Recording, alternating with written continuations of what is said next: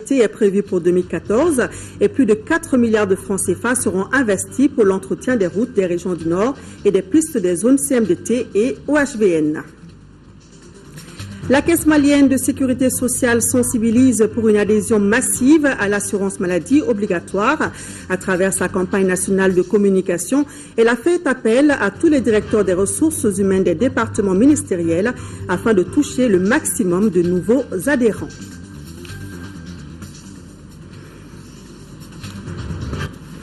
Madame, Monsieur, bonsoir. Jeudi 26 décembre, je vous souhaite la bienvenue dans ce journal. Je vous l'annonçais dans les titres, les représentants des services des routes sont en conclave depuis ce matin. C'est à la faveur de la réunion annuelle des services des routes. On peut retenir que le redémarrage des chantiers des routes arrêtés pendant la crise est prévu pour 2014 et que plus de 4 milliards de francs CFA sont prévus pour l'entretien des routes des régions du Nord et des pistes des zones CMDT et OHVN. Le reportage de Agali Agissa. Faire le bilan des activités des services de route en 2013 et programmer celle de 2014. C'est l'objectif de cette réunion annuelle. En dépit de la crise politico-sécuritaire qu'a connue notre pays, des efforts ont été faits dans le cadre de l'amélioration des conditions des usagers de la route. Il s'agit entre autres du projet de construction de l'autoroute Bamako-Ségou, la phase numéro 1. Du projet d'aménagement en 2x2 voies de la Corniche, ici à Bamako, et en 2x3 voies du boulevard du 22 octobre 1946.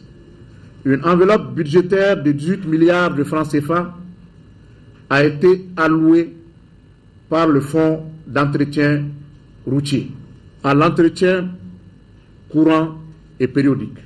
Une nouvelle politique nationale des transports et des infrastructures routières est en cours d'élaboration pour 2014.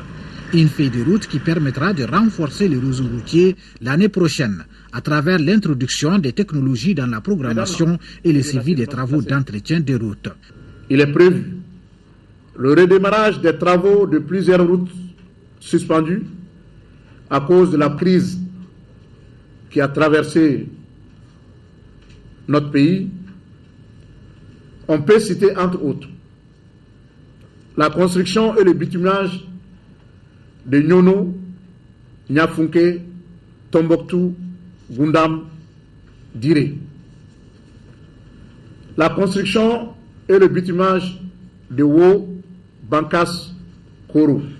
Un montant d'environ 4,6 milliards de francs CFA est prévu pour l'entretien de routes dans les régions du Nord et les pistes rurales dans les zones de la CMDT et l'OHVN. Les activités de l'année 2014 devront permettre la création de 10 000 emplois.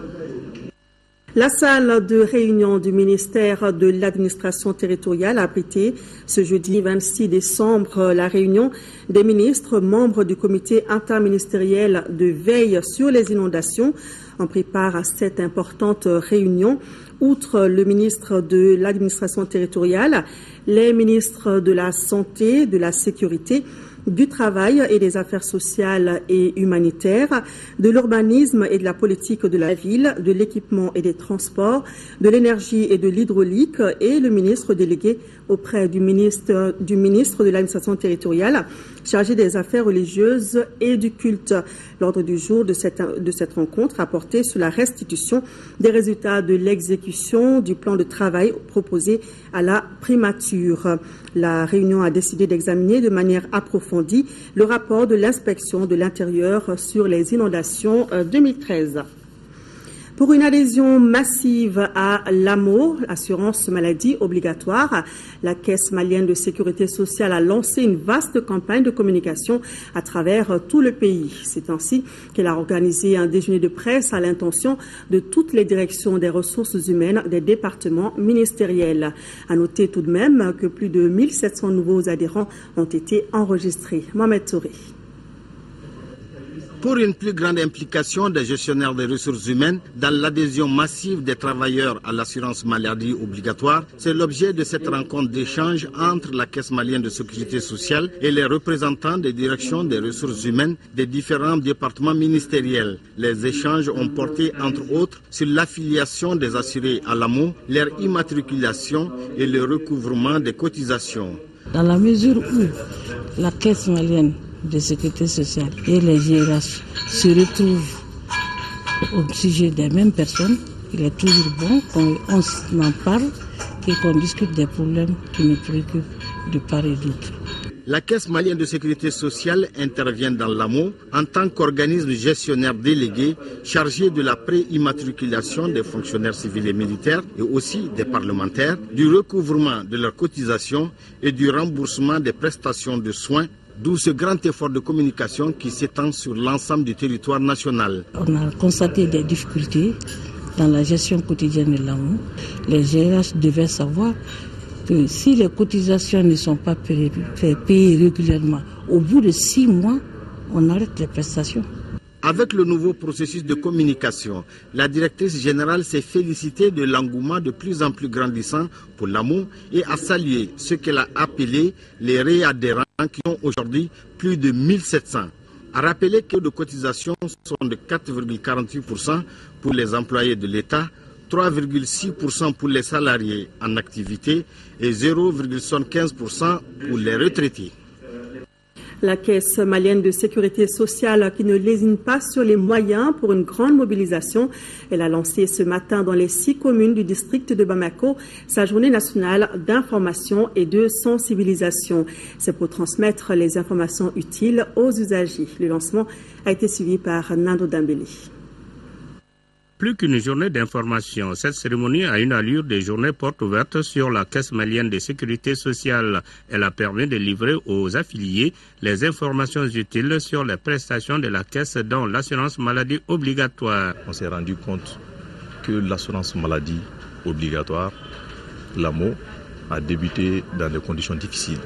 En vue d'endiguer cette difficulté-là, la Caisse malienne de sécurité sociale organise cette journée nationale dans toutes ces structures déconcentrées en vue de les informer des prestations que nous servons pour l'assurance maladie obligatoire.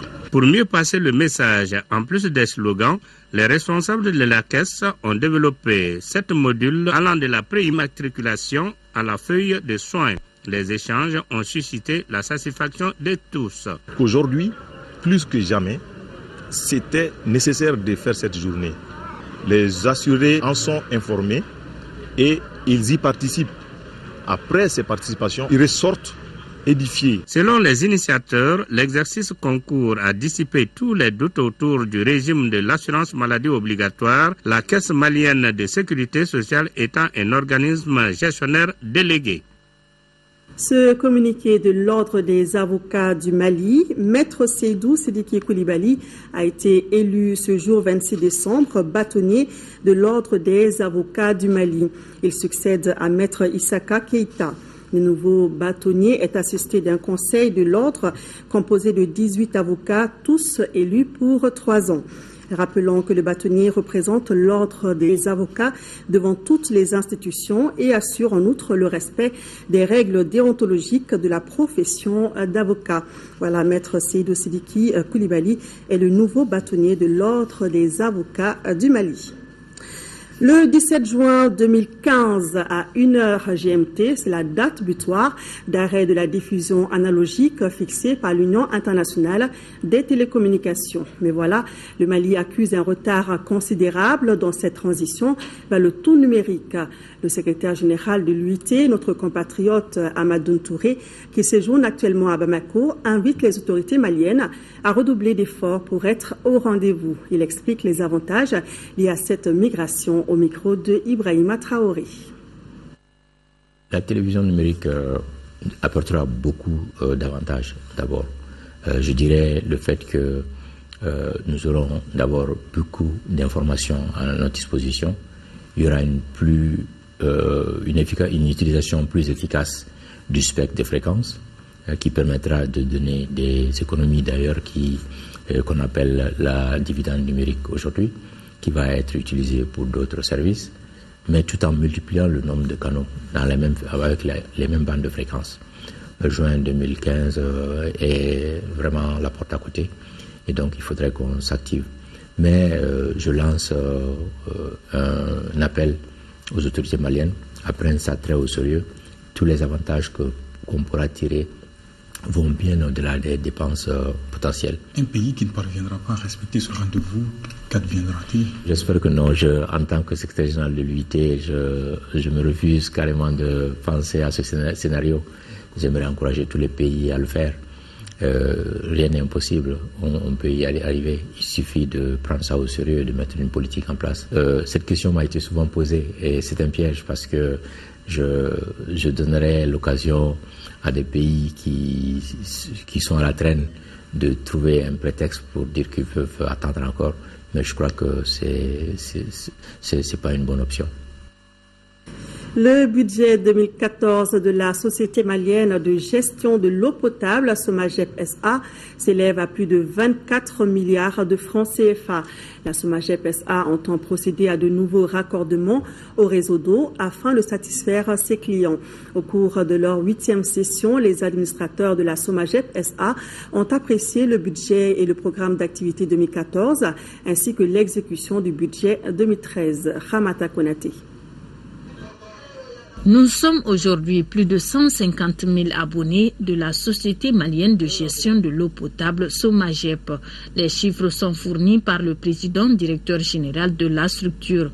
Pour satisfaire ses abonnés et prendre en charge les besoins sans cesse croissants en eau, une série d'activités sont prévues en 2014. Nous comptons augmenter la production déjà et pour faire face à la demande et aussi procéder à de nouveaux raccordements. Donc mettre en œuvre des actions pour faire fonctionner les nouvelles stations qui seront mises à notre disposition donc par la Société malienne de patrimoine de l'eau potable. La réalisation de ces activités nécessite un budget conséquent. Notre budget prévisionnel de 2014 s'établit en recettes et en dépenses à peu près 25 milliards de francs CFA, donc avec un résultat net positif de 180 millions de francs CFA. Donc les recettes sont en augmentation par rapport à 2013 de 13% environ. Et aussi nous avons enregistré un nombre important de nouveaux raccordements à nos réseaux de distribution dans les 18 centres que nous gérons sur toute l'étendue du territoire. L'année 2014 verra surtout la mise en œuvre de plusieurs actions visant à faire face aux coupures intempestives d'eau pendant la saison chaude. Il sera également question de renforcer les capacités d'intervention de la SOMAGEP.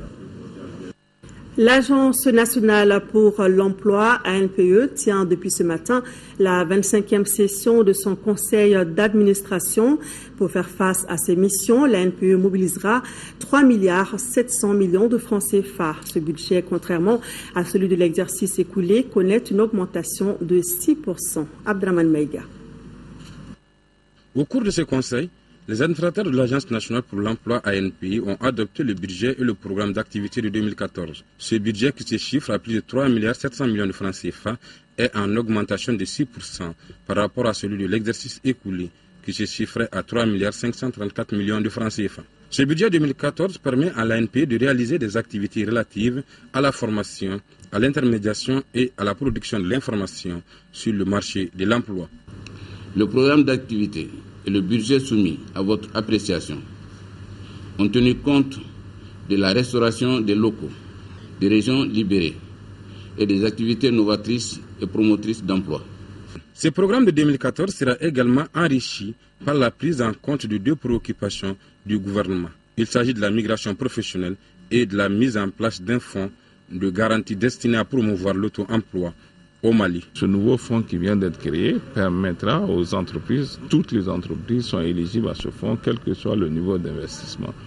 Donc c'est des mécanismes qui doivent permettre aux Maliens de créer des entreprises et surtout de répondre aux besoins des populations, parce qu'une entreprise doit produire ce que la population consomme. L'atteinte de ces objectifs permet à cette institution de répondre avec efficacité à ses engagements. C'est pourquoi le président du conseil d'administration a invité les participants à des débats francs et constructifs pour donner une nouvelle orientation à la structure. Le Centre de recherche et de lutte contre la drépanocytose a tenu la 8e session de son conseil d'administration au Point G. Le projet de budget de ce centre se chiffre à plus d'1,260 milliard de francs CFA pour l'année à venir, soit 13% d'augmentation par rapport au budget 2013. Les précisions de Daouda Sidiki Diarra. Avec un taux de réalisation de 70% et un taux d'exécution de 93%, la mobilisation en termes de ressources ne faiblit pas au Centre de recherche et de lutte contre la drépanocytose. Voilà ce que le conseil d'administration de cette structure sanitaire a constaté au cours des travaux de sa 8e session ce jeudi au Point G. Le projet de budget que nous avons l'honneur de soumettre à votre appréciation s'élève à 1,264 220 960 francs CFA en 2014, soit 13% d'augmentation par rapport à l'année qui finit. Ce budget se structure autour d'objectifs et activités dont le but est de renforcer la prise en charge des drépanocytaires dans l'équité par l'appui à la création de centres et d'unités de compétences de Bamako et des régions, de maintenir la qualité de la recherche et de la formation, de pérenniser le programme de mobilisation de ressources en faveur des malades démunis. Les documents soumis à votre appréciation pour cette session sont relatifs aux activités du centre durant l'année 2013, au bilan financier de ces activités, aux perspectives ainsi que son projet de budget pour 2014, résumé sous forme de programme opérationnel. À la mesure des ambitions de ce centre, ce programme opérationnel s'est toutefois exécuté dans un contexte difficile. Difficultés liées au manque de personnel qualifié, la non-satisfaction à souhait des demandes de transfusion sanguine, l'exiguïté de l'espace de travail. À Sikasso, le village de Cléla est désormais identifié village solaire phare. L'information a été donnée ce jeudi par le comité technique régional du projet promotion des énergies nouvelles et renouvelables pour l'avancement des femmes. C'était au cours de la 8e rencontre des parties prenantes. Reportage de Fatoumata Diallo. La validation du rapport annuel 2013 et l'analyse du rapport de mission des comités techniques de Ségou et de Sikasso ont été les grands axes de la rencontre du comité technique régional du projet promotion des énergies nouvelles et renouvelables pour l'avancement des femmes PENIRAF. Ces documents, qui comportent entre autres les acquis du projet et les difficultés rencontrées sur le terrain, vont favoriser une meilleure coordination des activités par les parties prenantes du projet. Les énergies renouvelables constituent pour le Mali un atout majeur permettant de développer l'électrification rurale et d'atténuer l'impact de l'utilisation du bois énergie et des hydrocarbures sur notre environnement.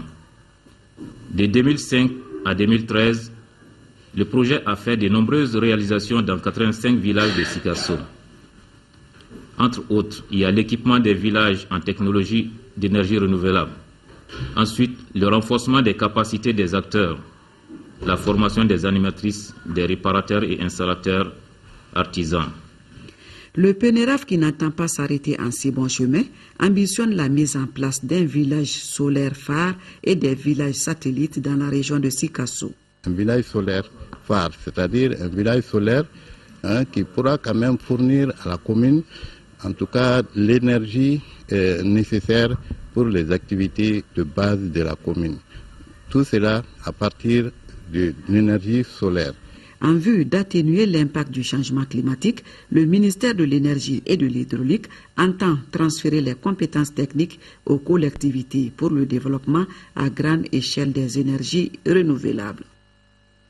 Parlons à présent solidarité. 119 millions de francs CFA, c'est le coût du programme d'aide d'urgence alimentaire des déplacés et leurs familles d'accueil dans le cercle de Nyono, une action de l'ONG Accord Mali pour améliorer le cadre de vie de ces personnes. La cérémonie de clôture des activités, c'est avec Fousseini Samaki. Ce programme d'aide d'urgence alimentaire des prises en charge de la malnutrition et des maladies courantes a permis pendant 6 mois la distribution de céréales, des kits d'hygiène le dépistage d'enfants et de femmes enceintes au profit des déplacés du Nord dans les 8 communes du cercle de Nyono pour un coût de 119 millions de francs CFA.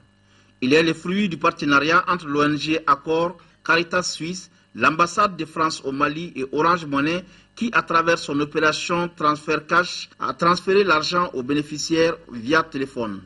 Le projet a effectué pendant 4 mois 4 opérations de distribution de 279 tonnes 800 de vivres, 4 opérations de paiement de frais de condiments à 750 ménages, 4 opérations de distribution de kits d'hygiène composés de moustiquaires, de draps, de savon liquide et solide, du grésil et aussi le dépistage et la prise en charge du paludisme, de la malnutrition chez 1428 enfants et 282 femmes enceintes et allaitantes. Ces actions sont saluées par les ménages déplacés et d'accueil ainsi que les responsables de Nyono. Le projet s'est inscrit en droite ligne dans le programme du gouvernement pendant la grave crise que le pays a traversée, renforçant ainsi ses efforts pour venir en aide non seulement aux populations déplacées du nord du Mali, mais aussi aux ménages d'accueil vivant dans les cercles de Nyono en allégeant leurs souffrances. Accor est une organisation panafricaine œuvrant pour le développement et la justice. Elle évolue dans 18 pays africains dans le domaine de la réhabilitation des communautés vulnérables, la promotion socio-économique et citoyenne des femmes. Le Conseil pour la promotion de l'économie locale vient de tenir à Ségou son 2e salon de la créativité et de l'innovation. Il s'agit de promouvoir l'économie locale et donner la chance aux opérateurs économiques d'être plus compétitifs sur le marché régional et sous-régional. Honoré Tieni.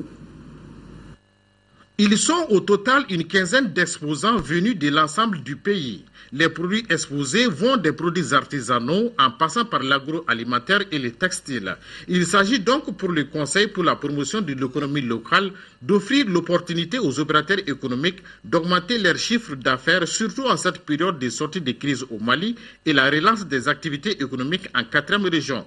Il s'agit de valoriser, d'appuyer les acteurs économiques locaux afin de promouvoir et booster l'économie locale. C'est un salon, c'est pas fait pour chercher de l'argent, mais pour pouvoir supporter les coûts de charges, nous avons fixé des prix symboliques. Deuxième du genre, ces salons devraient permettre aux acteurs locaux d'être plus créatifs et compétitifs afin de redorer davantage l'image du pays. Une initiative bien appréciée par les autorités. Si ce salon n'existait pas, il fallait le créer. Parce qu'au niveau du ministère de l'Artisanat et du Tourisme, nous pensons que le développement ne peut se faire qu'à partir de la base. L'économie locale est le moteur de l'économie de tout pays. Et on ne peut se développer qu'à partir des petites et moyennes entreprises. Et le secteur de l'artisanat en regorge et ne demande qu'à développer ses compétences pour pouvoir participer au développement local. Une visite guidée des stands aura permis aux invités d'apprécier la créativité des exposants. À Tombouctou, près de 80 millions de francs CFA, c'est le montant du programme multi-acteurs de professionnels axé sur le développement de la filière échalote dans la région. Le programme vise à améliorer les capacités de production et promouvoir la filière échalote par la création d'emplois. Et attendina. En procédant au lancement de ces activités, l'Association malienne pour la survie au Sahel, AMSS, et son partenaire financier, l'Organisation interéglise de coopération au développement ICO, visent à améliorer les capacités de production et de gestion des producteurs de la filière oignons échalotes en 6e région. 2 communes sont concernées par ce programme, à savoir Alafia dans le cercle de Tombouctou et Douétiré dans celui de Goundam. L'impact attendu de ce programme est de créer les conditions pour la réalisation d'une éducation professionnelle de qualité axée sur les besoins réels dans le domaine du maraîchage. L'action permettra aussi aux populations de dépasser totalement les effets de conflits armés dans leur zone à travers le développement de comportements favorables à la résilience. Environ 80 millions de francs CFA seront débloqués par ICO pour la réalisation de cet ambitieux programme. Cette vision d'AMSS est conforme à la politique de développement du gouvernement malien. C'est le lieu pour moi de rendre un hommage à toutes les structures qui œuvrent aux côtés de l'État, organisations inter-églises, de coopération au développement, pour tous les efforts qu'ils essaient de déployer au quotidien dans le cadre de l'amélioration des conditions de vie de nos communautés et d'engager l'ensemble des services techniques, les collectivités, les communautés à ne ménager aucun effort pour soutenir une telle initiative.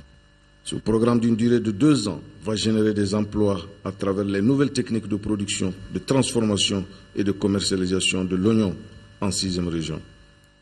Restons à Tombouctou. ONU Femmes et la Direction régionale de la promotion de la femme s'engagent pour une cause commune, celle de la lutte contre les violences basées sur le genre. Pour ce faire, elles viennent de signer une convention avec les radios de proximité pour une plus grande sensibilisation. Retrouvant Yéa Tandina. Le conflit au nord a meurtri les populations. Les femmes et les filles sont les plus affectées par les violences. C'est pourquoi le département en charge de la promotion de la femme, en collaboration avec ONU Femmes, vient de nouer un partenariat avec les radios de proximité de la région de Tombouctou. Ici, les attentes sont grandes.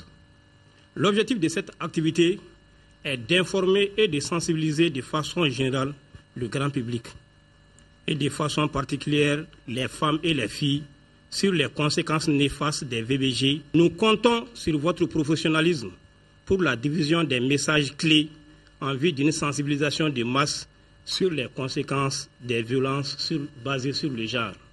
Quant aux radios, elles se sont engagées à respecter le contenu et à s'y mettre pour une large sensibilisation. Nous engageons, et cela de façon très avancée, de diffuser ces messages et les mots-clés en relation avec ces messages. À Tombouctou, 5 radios sont concernées par ce partenariat, à savoir Bouktou, Djamana, Tahnit, Al-Farouk et Lafia.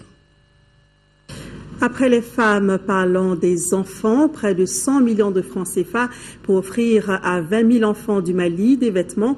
C'est la campagne de distribution qui vient d'être lancée par l'ONG Al-Farouk. Les premiers dons ont été remis au village d'enfants SOS de Salankoroba et au centre Al-Firdous pour les élèves coraniques de Sébenikoro. Reportage de Batraoré. Les pensionnaires du village d'enfants SOS de Salankoroba et les élèves du centre Al-Firdos pour les études coraniques de Sébenikoro sont les premiers bénéficiaires de cette action humanitaire qui va s'étendre à d'autres centres les jours à venir.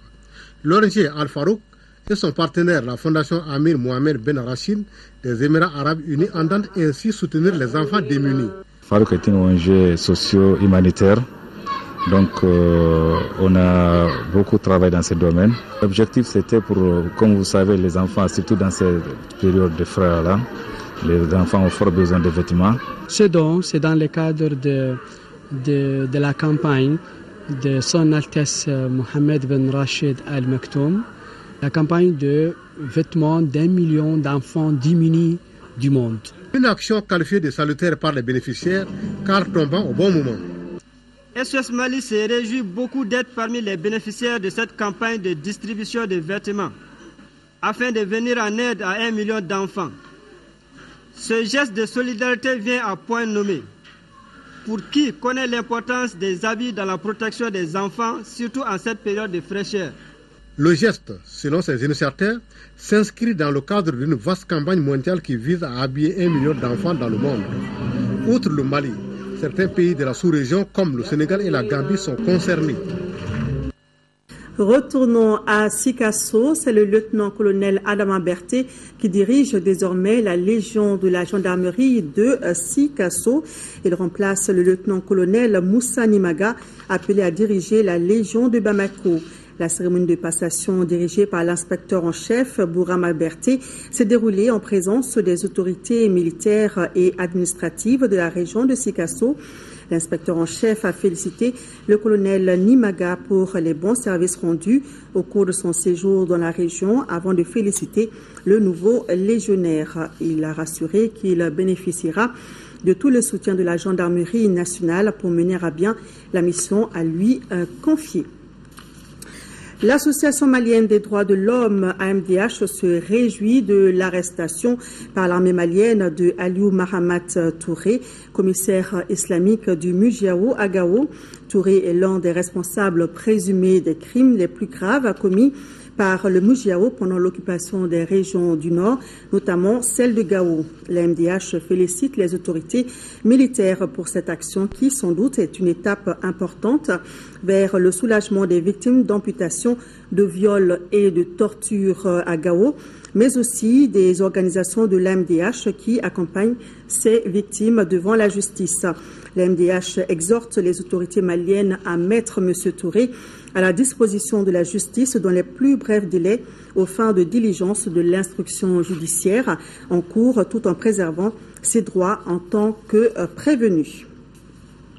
World Vision procède depuis lundi dernier à une campagne de sensibilisation sur la circulation routière. Respectons les consignes de la circulation routière est le thème retenu. Il s'agit pour les responsables de l'association de prendre d'assaut les grands carrefours du district pour passer leur message et prévenir les accidents de la circulation en cette période de fin d'année. Nourom Sissoko. C'est en fin d'année que l'on enregistre le plus d'accidents de la circulation routière dans le district de Bamako. Selon les responsables de World Mali, ces accidents ne sont pas une fatalité. Voilà tout le sens de cette campagne de sensibilisation à la Tour de l'Afrique et à la gare routière de Sogoninko. Rien que par an à Bamako, en moyenne, on a à peu près 720 à 730 cas d'accidents mortels. Bon, sans compter les blessés, je crois que ça n'augure pas de bonnes choses. Une perte en vie humaine, elle est triste pour la famille, elle est très douloureuse pour le quartier, mais surtout, c'est une perte énorme pour la nation tout entière. Les acteurs en charge de la sécurité routière attribuent ces accidents au comportement des usagers de la route. Et les conséquences sont multiples. En matière d'accidents de la circulation routière, les 85% des accidents sont dus au comportement humain. Le non-respect du code de la route, à cela s'ajoutent les infrastructures routières. Le message essentiel que nous avons lancé, c'est quoi? C'est que l'intervention ne vaut rien quand la prévention est là. La bonne conduite des usagers est la meilleure de conduite et c'est ce que nous envisageons avec l'appui de World, sensibiliser le maximum de gens pour que les gens puissent conduire doucement et préserver leur vie, parce que c'est de cela qu'il s'agit. Rappelons que World Mali est à sa 3e édition de campagne sur la sécurité routière à Bamako. Voilà, sans imprudence les routes, surtout en cette fin d'année. Message de l'association World Mali. L'ambassadeur du Mali au Sénégal rappelle aux ressortissants maliens résidant au Sénégal, en Gambie, en Guinée-Bissau et au Cabo-Verde que les opérations de révision des listes électorales pour les inscriptions, les transferts et les radiations se poursuivent tous les jours à la chancellerie de l'ambassade à Dakar, et ce jusqu'au 31 décembre 2013. Les opérations d'enrôlement au RAVEC se poursuivent également à la chancellerie de l'ambassade tous les jours ouvrables, et ce sans aucune date limite. Enfin, l'ambassadeur informe les agents électoraux qui n'ont pas encore touché leur indemnité qu'ils peuvent le faire au niveau de la section consulaire de l'ambassade du Mali à Dakar. Parlons à présent viennoiserie avec la compétition pour remporter le Pain d'Or édition 2013, une compétition qui a consacré la boulangerie Étoile de Faladier. C'est à l'issue du concours organisé par le projet Pain d'Or de la Jeune Chambre internationale Bamako Espoir. Le trophée a été remis le mardi dernier en présence de plusieurs personnalités. C'était aussi en présence de notre reporter Mamourou Sidibé. Le concours Pain d'Or avait mis aux prises les boulangeries du Mali, excepté celles des 3 régions du Nord. De mars à décembre, les boulangeries ont été mises en examen par le jury sur les critères retenus par le projet. À l'issue des travaux, c'est la boulangerie Étoile face au relax qui enlève le prix d'or 2013. Elle est suivie par Sokan Damdalaï, pain d'argent, et de la boulangerie Nena de Nyamakoro, pain de bronze. Au niveau du jury, je peux en citer quelques exemples. L'enfournement, il y a le nombre de chariots aussi et le nombre de pétrins que les boulangers produisent. Incontestablement, le pain rentre dans la consommation de la quasi-totalité de la population malienne. C'est pourquoi le projet Pain d'Or a pour ambition de ne mettre à la disposition du consommateur que le pain de meilleure qualité.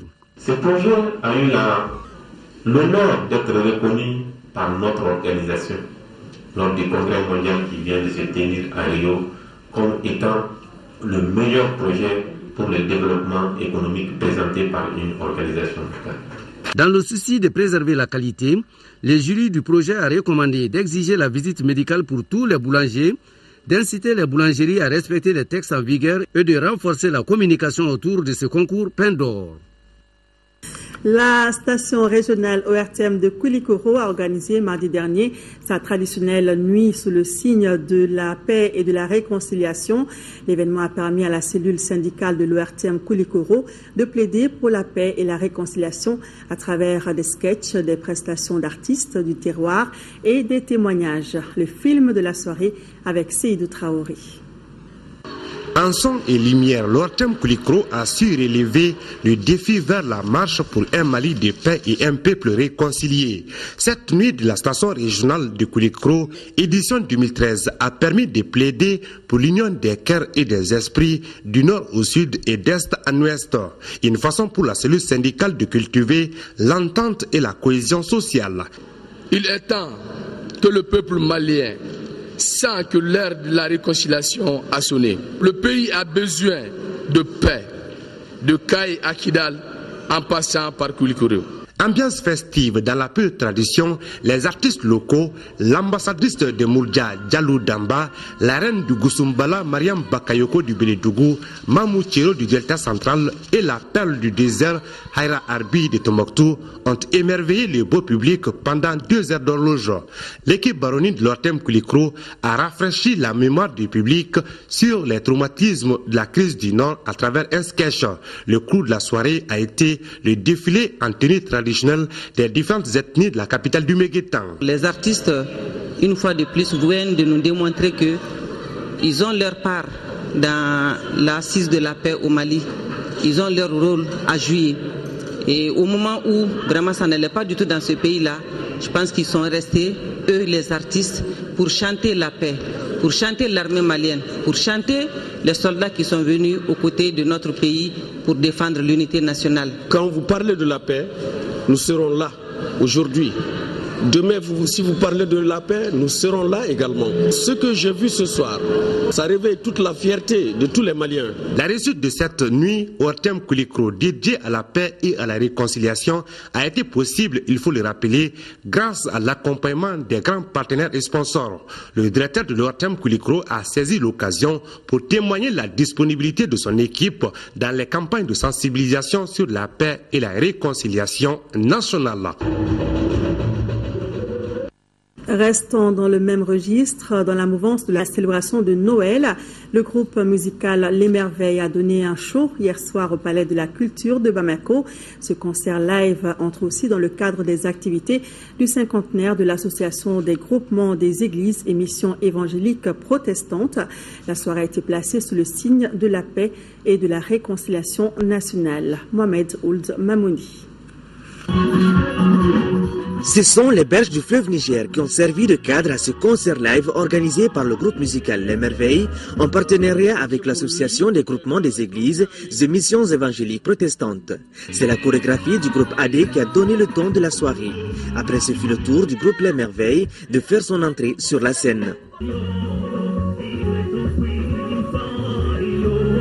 Je suis personnellement très surpris parce que je ne m'attendais pas avec le froid à voir beaucoup de monde dehors comme ça. Et vraiment c'est l'engouement. Je pense que c'est important d'organiser dorénavant des événements comme ça au Mali. L'objectif de ce concert de ce soir, c'est juste encore mettre un accent sur la paix et la réconciliation. Parce qu'une nation, c'est le pardon, l'acceptation de l'autre, et qui fait une nation, qui fait un climat paisible dans un pays. Entre musique et prière, on a tout simplement célébré l'enfant de la paix, Jésus-Christ. C'est une célébration de reconnaissance, de remerciement à Dieu pour le parcours que nous avons eu. Si nous prenons le contexte de notre pays, nous pensons que nous avons besoin de nous unir davantage, de nous donner la main, de nous réconcilier et que les uns et les autres aient la paix. La paix individuelle et la paix collective et la paix avec nos prochains. Avec un public acquis à sa cause, le groupe musical Les Merveilles a chanté toute la soirée à la gloire de Jésus-Christ.